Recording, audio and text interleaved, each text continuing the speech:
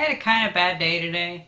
It just was kind of crappy. So let's talk about VHS instead. I'm kind of curious if I could make a quick little add-on that would be able to send digital signals in analog form to a VCR, and then on playback it could reinterpret those analog signals back into that have digital information in them into a digital signal. For instance, imagine every single frame of a VHS tape I was able to save like a QR code on there. But it's like a big binary thing with a lot of error protections like that, because VHS tapes aren't the cleanest signal. And I would take that information, if I would be able to make an image that was bigger, like in the JPEG format or something like that, that was bigger and would all be on one frame. I believe, if I remember correctly, I think I heard that VHS tapes have a 3 megabits per second at the highest bit rate. So you could possibly put 3 megabits per second through it. Let's imagine that you get half that because of error correction and so like that, just to make it towards there's not going to be any like freezing up or anything. So we'll just say 1.5 megabits per second. You could put 1080p video onto a VHS cassette at 1.5 megabits per second encoding like bitrate, and it would be okay. These videos I upload at 3 megabits per second, and they're okay. But that's the H.264 format that I'm using for these. So you probably have to implement that onto this. Yeah, just being interesting. You could also possibly do higher frame rates on a VHS tape too, because you could have like 2 images encoded on each frame. I don't know, just weird. But more accurately, I want to see like what is the best resolution I can get out of a stock camcorder and stock VHS tapes. Like for instance, maybe by like replacing the read-write heads, because it's like, what is the actual thing that is limiting how many pixels wide, like the fidelity of the image or whatever the term would be. I'm not sure if it's the resolution of the magnetic tape itself, or maybe it's an issue with that. You could imagine it like the magnetic read-write head is it's like a pin that's too big to draw too fine. Well, if you were to swap that read-write head out with something with like a finer pin, could you write smaller? Could you write more information? It'd be kind of interesting to start tinkering with the actual read-write heads on a VCR, like rewind them and stuff like that, like rip the coils out and rewind the coils and whatnot. I don't know, that'd be crazy. And then, if it is the tape that is the limiting factor in the NTSC signals that they generate, it's probably would require to get a new tape. I'd like to make a better tape. You know, it might just be in the recording process, because, for instance, you can get very good playback on a VHS tape that was recorded by a studio grade VCR.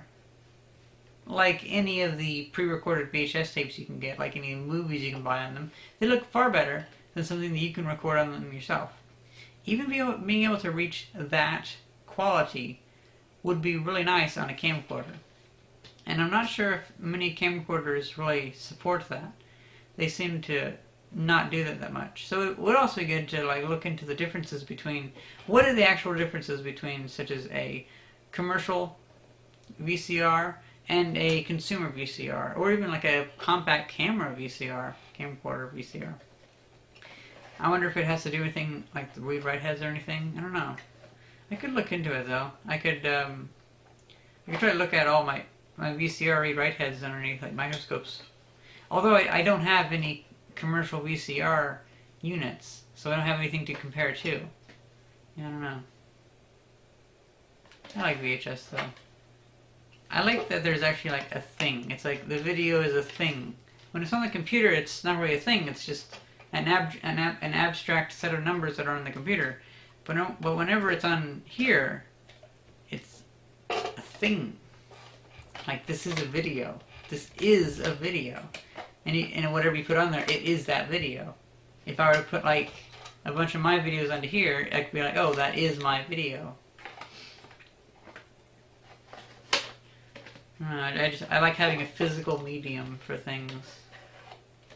Another thing that I'm thinking about doing is tinkering around with dual camera setups, because I've tried this before with full-size VHS cameras and the whole thing was like that big and they were wobbly because I couldn't secure them well enough. Well, I have a few small VHS-C cameras. I wonder if I could put them on a rig to where it's two cameras together, they're synced up and all that kind of stuff, and if they're facing forward, they will act like a 3D stereoscopic camera. I wonder if having a stereoscopic view at the same resolution as just VHS, would that look better than just the normal two-dimensional image? I think it might, because it would be conveying a lot more information.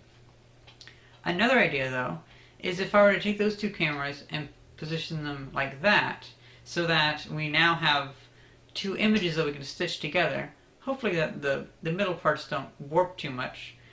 Well, then we have an image that's like 1:3. That might actually be better. I'm not really sure.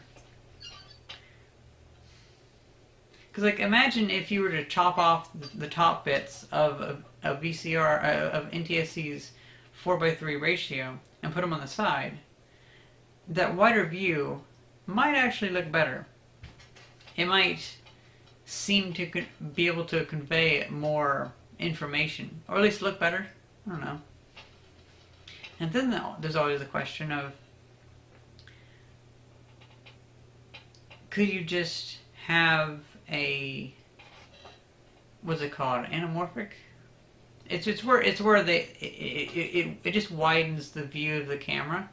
So we could widen the view of the camera so it compresses a wider image down onto there. So if you watch the VHS tape on your TV, it'll look like compressed in that ratio.